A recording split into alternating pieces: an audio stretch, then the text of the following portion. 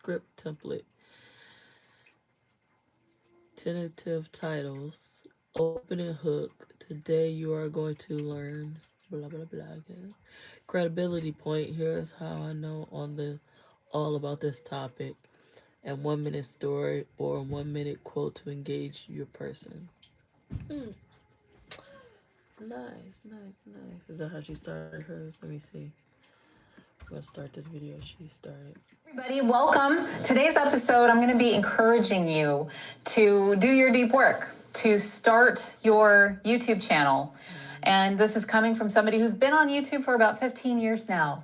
I did take a... So, right up in the beginning, she tell you what you're going to get out the video, what she's about to teach you, and giving the credibility.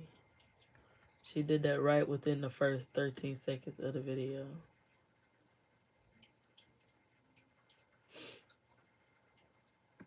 All right. A multi-year hiatus, but I know a thing or two about a thing or two when it comes to YouTube. And I'm going to just basically talk about why you should start a YouTube channel in 2024/2025 and beyond.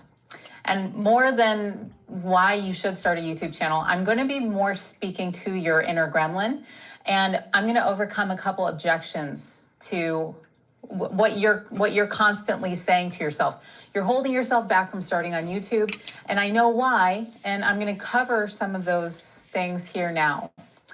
So the first thing that you might be thinking about why you shouldn't start a YouTube channel is it's too saturated.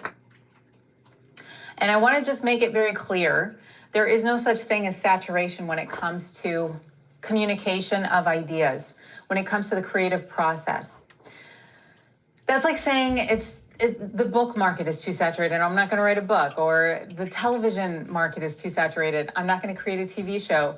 When Seinfeld was created, there had already been literally millions of TV shows throughout history, and Jerry Seinfeld could have said, there's already so many people who have done TV and shows and all that stuff. Why would I add my show out there? It just doesn't make any sense. And if you really think about it logically, you know it doesn't make sense. So forget that excuse that it's too saturated. It's not too saturated. Is TV too saturated? Is Netflix too saturated? You might be saying yes, by the way. There is a lot of content out there, to be sure.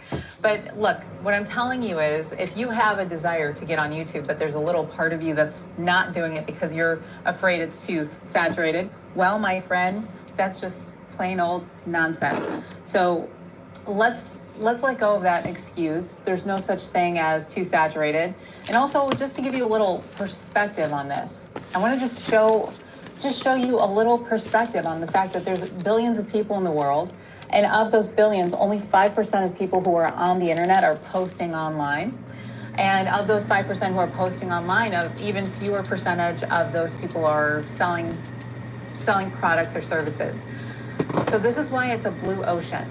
And I know for a fact, I don't believe it, I know it, that we are in the beginning of this whole thing. We are in the very early stages of online media, of the new media, of there literally being no gatekeepers. Back in 2009 when I started, there were an awful lot of people posting on YouTube. And I personally saw how many videos were already being posted on YouTube. And I did it anyway. I went ahead and I posted anyway, despite the fact that my inner gremlin could have said, it's too saturated. There's a lot of people already posting. I could have just not done that. And you know what would have happened? My whole life would have been completely different.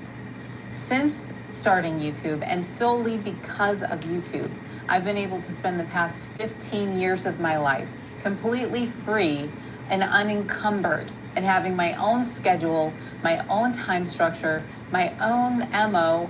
I don't answer to anybody else because of YouTube.